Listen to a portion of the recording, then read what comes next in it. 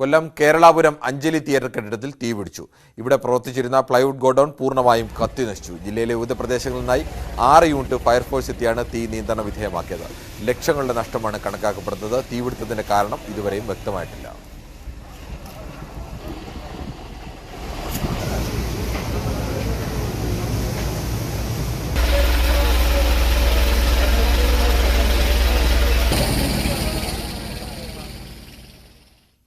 ഇന്ത്യയുടെ 15ാമത് രാഷ്ട്രപതിയായി അധികാരമേറ്റ ദ്രൗപദി മുർമുവിന് അഭിവാദ്യമർപ്പിച്ച് കേരളത്തിലെ ഏക ആദിവാസി രാജധന്യതിയായ കോവിൽമല പ്രത്യേക ചടങ്ങുകൾ സംഘടിപ്പിച്ചാണ് രാജ്യത്തെ രാഷ്ട്രപതിക്ക് കോവിൽമല അഭിവാദ്യം അർപ്പിച്ചത്.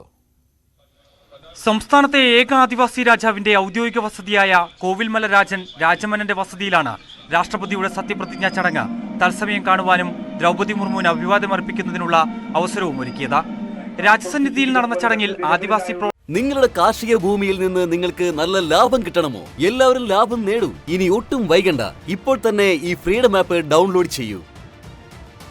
പ്രവർത്തകർക്ക് പുറമെ ബിജെപിയുടെ ജില്ലാ സംസ്ഥാന നേതാക്കളും പ്രദേശവാസികളും പങ്കെടുത്തു. പിന്നോക്ക വിഭാഗങ്ങളോടുള്ള കേന്ദ്ര സർക്കാരിന്റെ താൽപര്യമാണ് ദ്രൗപദി മുർമുവിന്റെ രാഷ്ട്രപതി സ്ഥാനത്തേക്ക് തിരഞ്ഞെടുക്കാൻ സാഹചര്യമൊരുക്കിയതെന്നും ആദിവാസി പിന്നോക്ക വിഭാഗങ്ങളുടെ ഉയർച്ചയ്ക്ക് ദ്രൗപദി മുർമുവിന്റെ സ്ഥാനാരോഹണം ഏറെ പ്രയോജനമാകുമെന്നും കോവിൽമല രാജാവ് രാജൻ രാജമന്നൻ പറഞ്ഞു.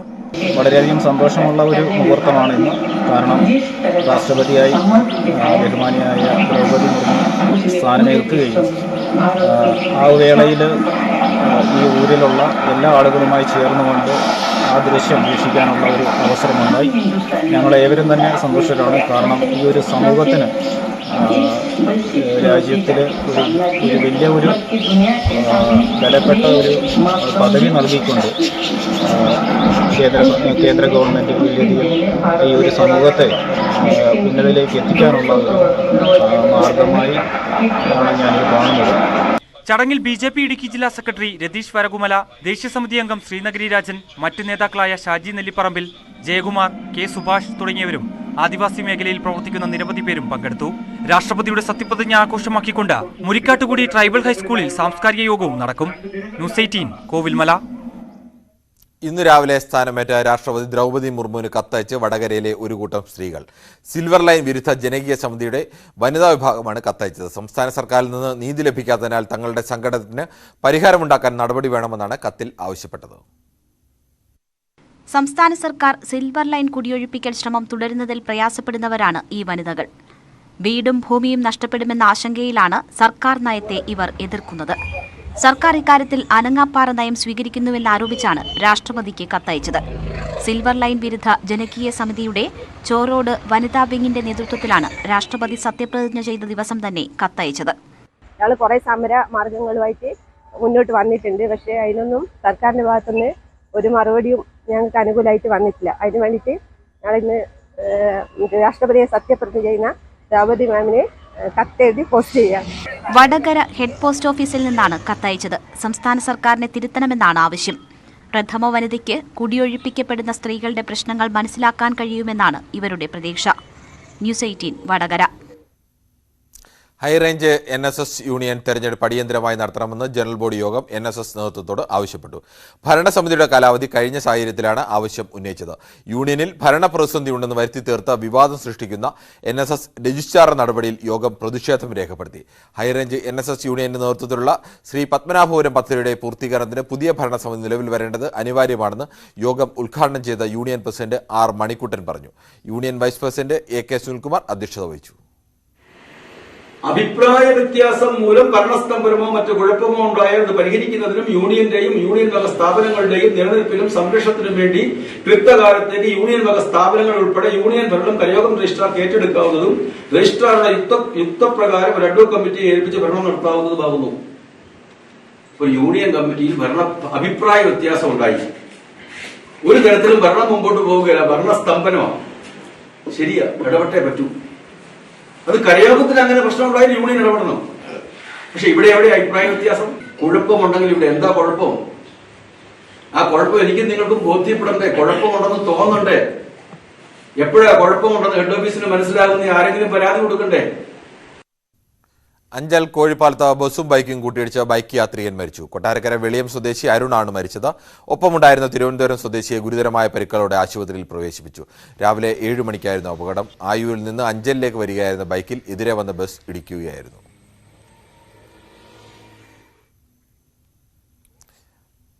പാലക്കാട് കരിമ്പയിൽ ബസ് സ്റ്റോപ്പിൽ നിന്ന് വിദ്യാർത്ഥികളെ മർദ്ദിച്ച കേസിൽ 3 പേർ കൂടി അറസ്റ്റിൽ. കരിമ്പ സ്വദേശികളായ ഷമീർ, അക്ബർ അലി, പനയമ്പാട സ്വദേശി ഷമീർ എന്നിവരാണ് പിടിയിലായത്. ഇതോടെ കേസിൽ അറസ്റ്റിലായവരുടെ എണ്ണം 5 ആയി. 2 ദിവസം മുമ്പാണ് കരിമ്പയിൽ ആൺകുട്ടികളും പെൺകുട്ടികളും ഒരുമിച്ചിരുന്നതിന്റെ പേരിൽ ഒരു സംഘം ആളുകൾ വിദ്യാർത്ഥികളെ മർദ്ദിച്ചത്. മർദ്ദനമേറ്റ വിദ്യാർത്ഥികളുടെ പരാതിയിലാണ് അറസ്റ്റ്. സംഭവത്തിൽ കർശന നടപടി ആവശ്യപ്പെട്ട വിദ്യാർത്ഥി സംഘടനകളും രംഗത്തെത്തിയിരുന്നു. തൃശൂർ ചേറ്റുവയിൽ 3600 ലിറ്റർ അനധികൃത വിദേശ മദ്യം പിടികൂടി. വിപണിയിൽ 50 ലക്ഷം രൂപ വിലമതിക്കുന്ന മദ്യമാണ് പിടികൂടിയത്. തിരുവനന്തപുരം കഴക്കൂട്ടം വിജയമ്മ ടവറിൽ കൃഷ്ണപ്രകാശ്, കൊല്ലം കല്ലുവാതുക്കൽ കൗസ്തുഭം വീട്ടിൽ സജി എന്നിവരെയാണ് അറസ്റ്റ് ചെയ്തു. സംസ്ഥാനത്തെ വലിയ വിദേശ മദ്യവേട്ടകളിലൊന്നാണ് ഇത്. ഇവരിൽ നിന്ന് മദ്യം വാങ്ങി വിൽക്കുന്നവരെക്കുറിച്ചും പോലീസ് അന്വേഷണം തുടങ്ങി. ഓണക്കാലം ലക്ഷ്യമിട്ടാണ് ഇവർ മദ്യം സൂക്ഷിച്ചിരുന്നതെന്നും കരുതുന്നു. തിരുവനന്തപുരം, കൊല്ലം, എറണാകുളം ജില്ലകളിൽ വിൽപ്പനയ്ക്കായാണ് മദ്യം കൊണ്ടുവന്നത്. വെട്ടിക്കവല പാലമുക്കിലെ പട്ടികജാതി വികസന വകുപ്പ് ITIയിൽ പുതിയ കോഴ്സുകൾ അനുവദിക്കണമെന്ന ആവശ്യം ശക്തം. 2 കോടി രൂപയുടെ ഹൈടെക് കെട്ടിടം പണിതിട്ടും ഒരു കോഴ്സ് മാത്രമാണ് ഇവിടെയുള്ളത്. 21 വിദ്യാർത്ഥികൾക്കുള്ള 1 വർഷത്തെ കാർപ്പൻ്റർ കോഴ്സ് മാത്രമാണ് ആരംഭകാലം മുതൽ പാലമുക്കിലെ ITCയിലുള്ളത്. പുതിയ കോഴ്സ് വേണമെന്ന ആവശ്യത്തിന് 30 വർഷത്തെ പഴക്കമുണ്ട്. ഗവൺമെന്റിന്റെ വലിയ തുക ചിലവഴിച്ചുകൊണ്ടാണ് ഇതിന്റെ നിർമ്മാണ പ്രവർത്തനം പൂർത്തിയാക്കിയത്. നിലവിൽ അവിടെ കുട്ടികൾക്ക് പാർക്കുവാൻ കഴിയുന്ന സൗകര്യമോ മറ്റ് യാതൊരു സംവിധാനങ്ങളും ഇല്ലാത്ത ഒരു സാഹചര്യമാണ്. ഇതിനെതിരെ കഴിഞ്ഞ കുറേ ദിവസങ്ങൾ ഒട്ടനവധി പ്രതിഷേധങ്ങളും ഒക്കെ ഉണ്ടായി. അത്തരത്തിൽ ഒരു ഇടപെടലും ഉണ്ടാകാത്ത സാഹചര്യത്തിൽ ബന്ധപ്പെട്ട അധികൃതരുടെ ഭാഗത്തു നിന്നും അതിനുവേണ്ട നടപടി സ്വീകരിക്കണം. 2 വർഷം മുമ്പാണ് കിഫ്ബി പദ്ധതിയിൽ ഉൾപ്പെടുത്തി 2 കോടി രൂപയുടെ ബഹുനില കെട്ടിടം നിർമ്മിച്ചത്. പുതിയ കോഴ്സ് ഉടൻ എത്തുമെന്ന പ്രഖ്യാപനം ഉണ്ടായിരുന്നെങ്കിലും അത് പാഴ്വാക്കായി. 80% സീറ്റുകൾ പട്ടികജാതിക്കാർക്കും 10% വീതം പട്ടിക വിഭാഗത്തിനും ജനറൽ വിഭാഗത്തിനുമായി സംവരണം ചെയ്താണ് കോഴ്സ് നടത്തുന്നത്. ഇവിടെ നിന്നും ഏകദേശം 15 kilometre ചുറ്റളവിലുള്ള Chengamanad ITI, Channappatta ITI, അതുപോലെ ആയൂർ ITI, അതുപോലെ തന്നെ കിഴക്കേത്തിരു മുതൽ അങ്ങ് ഏകദേശം കൊല്ലം റൂട്ടിലുള്ള ITI, അങ്ങനെ സ്വകാര്യ മേഖലയിൽ ITI സ്ഥാപനങ്ങളിൽ നിരവധി വിദ്യാർത്ഥികൾ പോകുമ്പോൾ സർക്കാരിൻ്റെ പരിധിയിലുള്ള പട്ടികജാതി വിദ്യാർത്ഥികളടക്കം പുതിയ കോഴ്സുകൾ ഏറ്റെടുത്ത് പഠിക്കേണ്ട ഒരു സാഹചര്യം നിലനിൽക്കുമ്പോൾ വികസനോന്മുഖമായിട്ടുള്ള പ്രവർത്തനങ്ങൾക്ക് കൂടുതൽ ഊന്നൽ നൽകിക്കൊണ്ട് ആ ITയുടെ പ്രവർത്തനവുമായി മുമ്പോട്ട് വരേണ്ട ഒരു സാഹചര്യത്തിൽ പുതിയ കോഴ്സുകൾ ഒന്നും തന്നെ അനുവദിക്കാതെ തരത്തിലേക്ക് മാറുന്നു എന്നുള്ളതിൽ വലിയ തോതിലുള്ള പ്രതിഷേധമാണ് അർഹിക്കുന്നത്. ഏറെ തൊഴിൽ സാധ്യതയുള്ള സിവിൽ, വെൽഡർ, ഫിറ്റർ, സർവയർ കോഴ്സുകൾ അടിയന്തരമായി ആരംഭിക്കണമെന്നാണ് നാടിൻ്റെ ആവശ്യം. ന്യൂസ് 18 കൊട്ടാരക്കര. ആഫ്രിക്കൻ പന്നിപ്പനി സ്ഥിരീകരിച്ച വയനാട് തവിഞ്ഞാലിലെ ഫാമിലും 1 കിലോമീറ്റർ പരിധിയിലുമുള്ള വളർത്തുപന്നികളെ കൂട്ടമായി കൊന്നു തുടങ്ങി. ഇന്നലെ രാത്രി 10:10 പന്നികളെ കൊല്ലാൻ തുടങ്ങിയത്. വൈറസ് സ്ഥിരീകരിച്ച ഫാമിലെ പന്നികളെയാണ് ആദ്യം കൊന്നത്.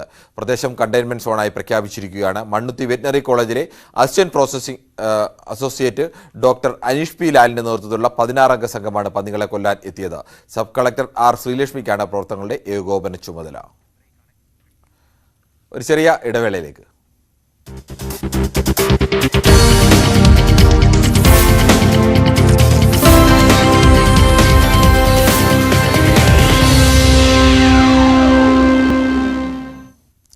കായംകുളം നഗരത്തിലെ മാവിലേത്ത് ചെമ്പകപ്പള്ളി റോഡിലൂടെയുള്ള യാത്ര ദുരിതപൂർണ്ണമാണ്. റോഡിൽ മുട്ടോളം വെള്ളമാണ്. കൗൺസിലർമാരും ഭരണവും മാറി മാറി വന്നിട്ടും റോഡിന് മാത്രം ശാപമോക്ഷമില്ലെന്നാണ് നാട്ടുകാരുടെ പരാതി. കായംകുളം നഗരത്തിലെ 6-ാം വാർഡിലൂടെ കടന്നുപോകുന്ന റോഡാണ് വർഷങ്ങളായി തകർന്നു കിടക്കുന്നത്. കുണ്ടും കുഴിയും നിറഞ്ഞ റോഡിലൂടെ ഇരുചക്രവാഹനം പോലും ഓടിക്കാനാകില്ല. കാൽനട യാത്രക്കാരും പ്രയാസപ്പെടുകയാണ്. 2-3 വർഷം കൊണ്ട് ഇതിങ്ങനെ കിടക്കുക. കുഴിയായിട്ട് നടന്നു പോകാൻ പോലും ഒക്കത്തില്ല, സൈക്കിളിൽ പോകാനൊക്കത്തില്ല. വലിയ ബുദ്ധിമുട്ടാണ് പോകുന്നതിന്. ഇത് നടന്നു പോലും കൊച്ചു കുഞ്ഞുങ്ങൾ മാവലത്ത് കൂടി പോകുന്നതിന് ഭയങ്കര പ്രശ്നമാണ്. അതുങ്ങളൊക്കെ വണ്ടിയിലൊക്കെ കൊണ്ടുപോകുന്നത്. അപ്പുറത്തെ റോഡിൽ കൂടെ ഒക്കെ കറങ്ങിയാണ് പോകുന്നത്. ചാറ്റൽ മഴയിൽ തന്നെ റോഡിൽ മുട്ടറ്റം വെള്ളമുയരും. മാവിലേത്ത് ജംഗ്ഷന് തെക്കുവശത്ത് 200 മീറ്ററോളം വരുന്ന ഭാഗത്തെ വലിയ കുഴികൾ അപകട ഭീഷണി ഉയർത്തുന്നു. MLA ഫണ്ടും നഗരസഭാ ഫണ്ടും ഉടൻ ലഭിക്കുമെന്നത് തെരഞ്ഞെടുപ്പ് സമയത്തെ വാഗ്ദാനം മാത്രമായി. വർഷങ്ങൾ കൊണ്ട് ഞങ്ങൾ ബുദ്ധിമുട്ടും വെള്ളത്തിനകത്തൂടെ നടന്ന് ഞങ്ങൾക്ക് ജീവിക്കാൻ പറ്റാത്ത അവസ്ഥയാണ്. വളരെ പ്രശ്നങ്ങളാണ് ഇതിൽ. കൊച്ചു കുഞ്ഞുങ്ങൾ മാലൂർ സ്കൂളിൽ പോകുന്ന എന്നും മറിഞ്ഞു വീഴുന്ന കാണുമോ ഞങ്ങൾ വീട്ടിന് മുമ്പ് ഇരുന്നു. ഞങ്ങളെ കൊണ്ട് ഞങ്ങൾക്ക് എന്ത് ചെയ്യാൻ പറ്റും? ഇന്നലെയും വന്ന് ഒരു കൊച്ചു ഒരു തള്ളയും കൂടെ വന്ന് ഇതിനകത്ത് വീണ് മുട്ടും പൊട്ടിയച്ചോ പോയത്. വീടിന്റെ വാതിക്കലായതുകൊണ്ട് എന്നും ഞങ്ങളിത് കാണുമോ? വർഷങ്ങൾ കൊണ്ട് ഈ അവസ്ഥയാണ്. കെട്ടിക്കിടക്കുന്ന വെള്ളം ഒഴുക്കി വിടുന്നതിനുള്ള സംവിധാനം പോലും ഏർപ്പെടുത്താനായില്ല. പാടത്തിന്റെ ഭാഗത്തുള്ള റോഡ് കോൺക്രീറ്റ് ചെയ്ത് ഉയർത്തിയതോടെയാണ് വെള്ളക്കെട്ട് രൂക്ഷമായതെന്ന് പ്രദേശവാസികൾ പറയുന്നു. ഈ അവസ്ഥയിൽ നിന്നൊരു മാറ്റം ഇതുവരെ ഉണ്ടായിട്ടില്ല. സ്കൂൾ കുട്ടികളും അതുപോലെ തന്നെ ഇതിലെ കൂടെ യാത്ര ചെയ്യുന്നവരും നിരന്തരം വളരെ ബുദ്ധിമുട്ടിലാണ് ഈ റോഡിൽ കൂടെ യാത്ര ചെയ്ത് പോകുന്നത്. 100 മീറ്റർ ദൂരമില്ലാത്ത സ്കൂളിൽ പോകാൻ ഇപ്പോൾ കുട്ടികൾ 2 കിലോമീറ്റർ കറങ്ങിയാണ് യാത്ര ചെയ്തുകൊണ്ടിരിക്കുന്നത്. ഇവിടെ മിക്കവാറും മറിഞ്ഞു വീഴുന്നൊരവസ്ഥയാണ്. ഇവിടുത്തെ കുഴി ഏതാ, വെള്ളം ഏതാ, റോഡ് ഏതാണെന്ന് അറിയാൻ വയ്യാത്തൊരവസ്ഥയാണ്. ന്യൂസ് 18 കായംകുളം. പട്ടാമ്പി കൊപ്പം ടൗൺ നവീകരണത്തിന്റെ ആദ്യഘട്ട പ്രവർത്തനങ്ങൾ പുരോഗമിക്കുന്നു. പാതി വഴിയിൽ നിന്നും പോയ പ്രവർത്തനങ്ങൾ പുനരാരംഭിച്ചു. 2 കോടി രൂപ ചെലവഴിച്ചാണ് ആദ്യഘട്ട നവീകരണം നടത്തുന്നത്. അഴുക്കുചാൽ നിർമ്മാണം, റോഡ് വീതി കൂട്ടൽ, മിനി ഹൈമാസ് ലൈറ്റുകൾ തുടങ്ങിയവയാണ് കൊപ്പം ടൗൺ നവീകരണത്തിൽ ഉൾപ്പെട്ടിട്ടുള്ളത്. മുളയങ്കാവ് റോഡിൽ നിന്നും പട്ടാമ്പി റോഡിലേക്ക് തിരിയുന്ന വശത്ത് അഴുക്കുചാലിന്റെ നിർമ്മാണം പാതി വഴിയിൽ നിലച്ചിരിക്കുകയായിരുന്നു. അഴുക്കുചാലിലെ വെള്ളം ഒഴുകിപ്പോകാതെ കെട്ടിക്കിടക്കുന്ന അവസ്ഥ. ഈ സാഹചര്യത്തിലാണ് മഴ വിട്ടുനിന്നതോടെ നവീകരണ പ്രവർത്തനം പുനരാരംഭിച്ചത്. ജനപ്രതിനിധികൾ പ്രവൃത്തി വിലയിരുത്തി. നേരത്തെ എല്ലാ വർഷക്കാലത്തും വലിയ രീതിയിലുള്ള വെള്ളക്കെട്ടാണ് കൊപ്പം ടൗണിലുണ്ടാവാറ്. അത് ഒരുപാട് സമയം വെള്ളം ഒഴിഞ്ഞു പോകാൻ എടുക്കാറുണ്ട്. ആ പ്രശ്നം ഏതാണ്ട് 90% ഇപ്പോൾ പരിഹരിക്കപ്പെട്ടിരിക്കുന്നു. ഇപ്പോൾ പൂർണ്ണമായി പരിഹരിച്ചിട്ടില്ലെങ്കിലും ടൗണിൽ വെള്ളം നിൽക്കുന്നില്ല. ഇനിയും കുറച്ച് വർക്ക് കൂടി ചെയ്തു കഴിഞ്ഞാലാണ് ഏറ്റവും മികച്ച രീതിയിലേക്ക് മാറുക. മഴ പെയ്താൽ കൊപ്പം സെന്ററിലും വളാഞ്ചേരി കുലുക്കല്ലൂർ റോഡിലും വെള്ളക്കെട്ട് രൂക്ഷമാണ്. ടൗണിൽ മണിക്കൂറുകൾ ഗതാഗതക്കുരുക്കും ഉണ്ടാകാറുണ്ട്. ഇതിനെല്ലാം പരിഹാരം കാണുകയാണ് നവീകരണത്തിന്റെ ലക്ഷ്യം. മലബാർ പ്ലസ് കൺസ്ട്രക്ഷൻസ് കമ്പനിയാണ് പ്രവൃത്തി ഏറ്റെടുത്തിരിക്കുന്നത്. ന്യൂസ് 18 പട്ടാമ്പി. മഹാരാഷ്ട്രയിൽ നടക്കുന്ന ഖോ ചാമ്പ്യൻഷിപ്പ് ഫൈനൽ മത്സരത്തിൽ പങ്കെടുക്കാനുള്ള തയ്യാറെടുപ്പിലാണ് തിരൂർ നിറമരുതൂർ സ്വദേശി ഷ്രിബിൻ KP. പൂനെയിൽ സെപ്റ്റംബർ 4-നാണ് മത്സരം നടക്കുന്നത്. മഹാരാഷ്ട്രൻ ടീമായ മുംബൈ ഖിലാഡിക്ക് വേണ്ടിയാണ് ഷ്രിബിൻ കളത്തിലിറങ്ങുന്നത്. ഓഗസ്റ്റ് 14 മുതൽ പൂനെയിൽ വെച്ച് നടക്കുന്ന ഖോ ചാമ്പ്യൻഷിപ്പ് ഫൈനൽ മത്സരത്തിൽ പങ്കെടുക്കാനുള്ള തയ്യാറെടുപ്പിലാണ് നിറമരുതൂർ സ്വദേശിയായ ഷ്രിബിൻ. കീഴേടത്ത് പടിക്കൽ സുധാകരൻ ബേബി ഗിരിജ ദമ്പതികളുടെ മകനായ ഷ്രിബിന് പണ്ട് മുതലേ ഖോയോട് വലിയ താല്പര്യമാണ്. നാട്ടിൽ ചെറുപ്പം മുതലേ ഖോ കളിക്കുന്നത് കണ്ടു വളർന്ന ഷ്രിബിന് അന്നു തൊട്ടേ തുടങ്ങിയതാണ് ഈ കായിക മേഖലയോടുള്ള ഇഷ്ടം. മറ്റ് കായിക ഇനങ്ങളെ പോലെ ഖോ നേരിട്ട് കണ്ടുപിടിക്കാൻ അവസരം കുറവാണ്.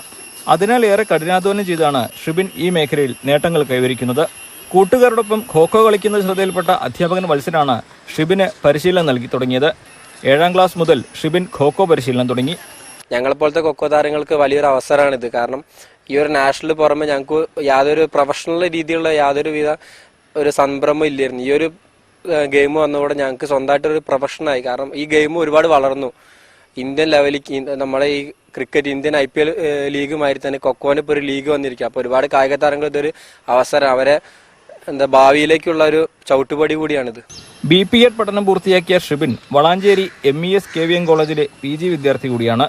ഇന്ത്യൻ ഖോ ടീമിന്റെ ഭാഗമായ ഷ്രിബിൻ ഇംഗ്ലണ്ടിനെതിരെ അവിടെ വെച്ച് നടന്ന ചാമ്പ്യൻഷിപ്പിലും മധ്യപ്രദേശിൽ വെച്ച് നടന്ന ഇന്റർനാഷണൽ മത്സരത്തിലും മികച്ച പ്രകടനം കാഴ്ചവെച്ചിട്ടുണ്ട്. പോസ്റ്റൽ അസിസ്റ്റന്റ് തസ്തികയിലേക്കുള്ള ഷോർട്ട് ലിസ്റ്റിൽ ഇടം നേടിയ ഷ്രിബിൻ ജോലിയിൽ പ്രവേശിക്കുന്നതിനായി തയ്യാറെടുക്കുന്നതിനിടെയാണ് ഫൈനൽ ചാമ്പ്യൻഷിപ്പിന് ഒരുങ്ങുന്നത്. വീട്ടുകാരുടെയും ബന്ധുക്കളുടെയും പൂർണ്ണ പിന്തുണയിൽ ജോലിക്കൊപ്പം ഖോയും കൊണ്ടുപോകാനാണ് ഷ്രിബിന്റെ ആഗ്രഹം. ന്യൂസ് 18 മലപ്പുറം.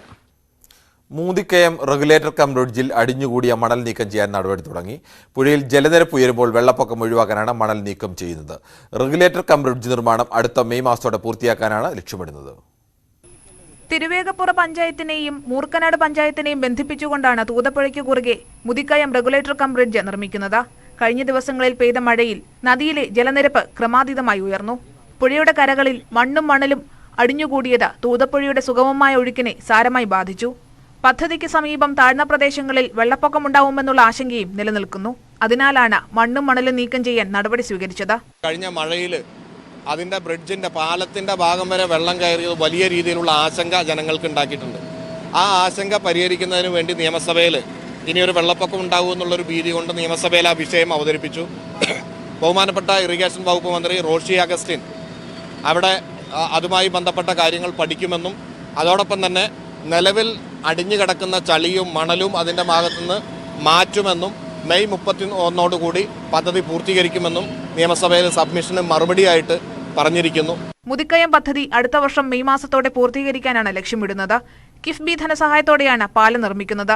ജലസേചന വകുപ്പിന്റെ ഡിസൈൻ ടീമാണ് പാലത്തിന്റെ രൂപകൽപ്പന നടത്തിയത്. ന്യൂസ് 18 പട്ടാമ്പി. ഇടുക്കി കല്ലാർകുട്ടി ജലാശയത്തോട് ചേർന്ന് നായ്ക്കുന്നിൽ തൂക്കുപാലം നിർമ്മിക്കണമെന്ന് നാട്ടുകാർ. നായ്ക്കുന്ന് പ്രദേശവാസികളുടെ ഏക ആശ്രയം ഇപ്പോൾ പഴക്കം ചെന്ന കടത്തുവഞ്ചിയാണ്. തൂക്കുപാലം വേണമെന്ന് പതിറ്റാണ്ടുകളായി ആവശ്യപ്പെട്ടിട്ടും പരിഹാരമുണ്ടായില്ലെന്നും നാട്ടുകാർ ആരോപിച്ചു. കല്ലാർകുട്ടി ഡാമിന്റെ മറുകരയിൽ നിരവധി കുടുംബങ്ങൾ താമസിക്കുന്ന പ്രദേശമാണ് നായ്ക്കുന്ന്. ഇവിടുത്തുകാർക്ക് മറ്റു പ്രദേശങ്ങളിലെത്താൻ കടത്തുവഞ്ചിയിൽ യാത്ര ചെയ്യണം. വെള്ളത്തൂവൽ പഞ്ചായത്ത് ഏർപ്പെടുത്തിയ കടത്തുവഞ്ചി കാലപ്പഴക്കത്തിൽ നശിച്ചു. നായ്ക്കുന്നിൽ തൂക്കുപാലം നിർമ്മിക്കണമെന്ന് നാട്ടുകാർ ആവശ്യമുന്നയിച്ചിട്ട് പതിറ്റാണ്ടുകൾ പിന്നിട്ടു. MLA-മാർ ഉൾപ്പെടെയുള്ള ജനപ്രതിനിധികളെ നാട്ടുകാർ ഇക്കാര്യം ബോധ്യപ്പെടുത്തിയെങ്കിലും ഫലമുണ്ടായില്ല. ഇവിടുത്തെ ഒരു തൂക്കുപാലം ഇവിടെ നിർമ്മിക്കുകയാണെങ്കിൽ ഈ അപകട ഭീഷണി ഒഴിവാക്കാൻ കഴിയും. മാത്രമല്ല ഈ ഡാമുമായി ബന്ധപ്പെട്ട് അത് ടൂറിസത്തിനും ഒരു വലിയ മുതൽക്കൂട്ടാകും എന്നുള്ള കാര്യത്തിൽ സംശയമില്ല. ഇവിടെ ഒരു അട്ടുപാലം പണിയുന്നതിന് വേണ്ടി ഞങ്ങൾ നിർദ്ദേശം കൊടുത്ത സമയത്താണ്, അതിന് അപേക്ഷ കൊടുത്ത സമയത്ത് തന്നെയാണ് ഇടുക്കി ജില്ലയിലെ അയ്യപ്പൻ കോവിലിലും അതുപോലെ ഈ ഇഞ്ചത്തൊട്ടി, നമ്മുടെ നേര്യമംഗലത്തിന് താഴെയുള്ള ഇഞ്ചത്തൊട്ടിയിലും 2 ആട്ടുപാലങ്ങൾ, അത് അവിടുത്തെ ജനപ്രതിനിധികളുടെ മിടുക്കുകൊണ്ട് ആ 2 സ്ഥലങ്ങളിലും ആട്ടുപാലം ഉണ്ടാവുകയും ഇതിനേക്കാൾ അകലമുള്ളതാണ്. ഇപ്പോൾ അയ്യപ്പൻ കോവിലൊക്കെ ഇതിൻ്റെ ഇത്രയും കൂടിയെങ്കിലും ദൂരമുണ്ട്. പക്ഷേ അവിടെ പാലം ഉണ്ടായി. അപ്പോൾ അതിപ്പോൾ അയ്യപ്പൻ കോവിൽ പഞ്ചായത്തിൽ ടൂറിസത്തിനും വലിയൊരു പ്രയോജനമായിട്ടുണ്ട്. രാത്രികാലങ്ങളിൽ രോഗികളെ ആശുപത്രിയിൽ എത്തിക്കേണ്ട സാഹചര്യത്തിലാണ് നാട്ടുകാർ കൂടുതൽ പ്രതിസന്ധി അനുഭവിക്കുന്നത്. ഡാമിലെ ജലനിരപ്പ് പരമാവധിയായതോടെ പ്രദേശത്തെ വിദ്യാർത്ഥികളും ഏറെ ആശങ്കയോടെയാണ് വഞ്ചിയിൽ യാത്ര ചെയ്യുന്നത്. ന്യൂസ് 18 ഇടുക്കി. ഗുരുവായൂർ ക്ഷേത്രത്തിലെ എല്ലാ സെക്യൂരിറ്റി ജീവനക്കാർക്കും CRP എന്ന പ്രാഥമിക ചികിത്സയ്ക്ക് പരിശീലനം നൽകി. ടെമ്പിൾ സ്റ്റേഷനിലെ പോലീസുകാരും പരിശീലനത്തിന്റെ ഭാഗമായി. ദേവസ്വം പോലീസും ചേർന്നാണ് പരിപാടി സംഘടിപ്പിച്ചത്. ക്ഷേത്രത്തിലെത്തുന്ന ആർക്കെങ്കിലും ഹൃദയസ്തംഭനമുണ്ടായാൽ നൽകേണ്ട CPR എന്ന പ്രാഥമിക ചികിത്സയുടെ പരിശീലനമാണ് സെക്യൂരിറ്റി ജീവനക്കാർക്കും പോലീസുകാർക്കും നൽകിയത്. മലങ്കര മിഷൻ ആശുപത്രിയിലെ ഡോക്ടർ അജിത്തായിരുന്നു പരിശീലകൻ. നിരവധി ഭക്തന്മാർ കുഴഞ്ഞു വീഴുന്ന സാഹചര്യം ഉണ്ടായിട്ടുണ്ടായിരുന്നു. ഇതേ തുടർന്ന് ചില ഭക്തർ മരണപ്പെട്ടു. അടുത്തിടെ ഇതേപോലെ ഒരു ഭക്തൻ കുഴഞ്ഞു വീണ സമയത്ത് തത്സമയം അവിടെ ഡ്യൂട്ടിയിലുണ്ടായിരുന്ന ഒരു പോലീസ് ഉദ്യോഗസ്ഥൻ, അതായത് സഞ്ജു എന്ന് പറഞ്ഞ SI, CPR അതായത് കൃത്രിമ ശ്വാസോച്ഛ്വാസം നൽകി അദ്ദേഹത്തെ മരണത്തിലേക്ക് വീഴുന്ന അദ്ദേഹത്തിനെ ജീവിതത്തിലേക്ക് തിരിച്ചു കൊണ്ടുവന്നിട്ടുള്ളതാണ്. ഇതിൻ്റെ പ്രാധാന്യം, CPRന്റെ പ്രാധാന്യത്തെ പറ്റിയിട്ട് ഇവിടുത്തെ ഡ്യൂട്ടിയിലുള്ള പോലീസ് ഉദ്യോഗസ്ഥർക്കും അതേപോലെ തന്നെ സുരക്ഷാ ജീവനക്കാർക്കും പറഞ്ഞ് മനസ്സിലാക്കി കൊടുക്കുന്നു. ദേഹാസ്വാസ്ഥ്യം, ഹൃദയസ്തംഭനം, കുഴഞ്ഞുവീഴൽ, ഷുഗർ കുറഞ്ഞു വീണുപോകൽ എന്നിങ്ങനെയുള്ള സാഹചര്യങ്ങളിൽ രോഗിക്ക് പ്രാഥമിക ജീവൻ രക്ഷാ സഹായം എങ്ങനെ നൽകാമെന്ന് പരിശീലകൻ വിവരിച്ചു നൽകി. ഡെമോ പ്രദർശനത്തിലൂടെയാണ് ഡോക്ടർ അജിത്ത് ചികിത്സാരീതി അവതരിപ്പിച്ചത്. അപകടങ്ങളോ തീപിടുത്തമോ ഉണ്ടായാൽ ചെയ്യേണ്ട പ്രാഥമിക ചികിത്സാ രീതികളെക്കുറിച്ചും ഡോക്ടർ അജിത്ത് വിശദീകരിച്ചു. 2 ചോദ്യങ്ങൾ ചോദിച്ചാൽ ആദ്യത്തെ ചോദ്യം എന്താണെന്ന് വെച്ചാൽ എന്നോട് തന്നെ ചോദിക്കുക, ഇദ്ദേഹത്തിന് ബോധമുണ്ടോ? ഉണ്ടെങ്കിൽ 1 സെക്കൻഡ് എടുക്കുക, ഒന്ന് ചെരിച്ച് കിടക്കുക, എന്നിട്ട് ഒന്ന് സ്വീപ്പ് ചെയ്ത് കളയുക. അപ്പോൾ അതിൽ നിന്ന് 2-3 തവണ അങ്ങനെ ചെയ്ത് കഴിയുമ്പോൾ നമ്മുടെ വിരലിനെത്താൻ ഷോൾഡറിൽ തട്ടി വിളിച്ചു നോക്കുക, മാണി മാണി.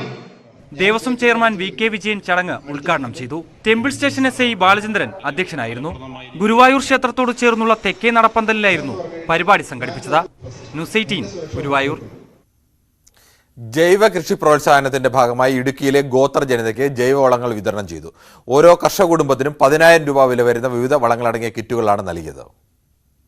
ശാന്തൻപാറ കൃഷി വിജ്ഞാൻ കേന്ദ്രത്തിന്റെയും Indian institute of horticulture research സെന്ററിന്റെയും സംയുക്ത ആഭിമുഖ്യത്തിലാണ് ജൈവവളങ്ങൾ വിതരണം ചെയ്തത്.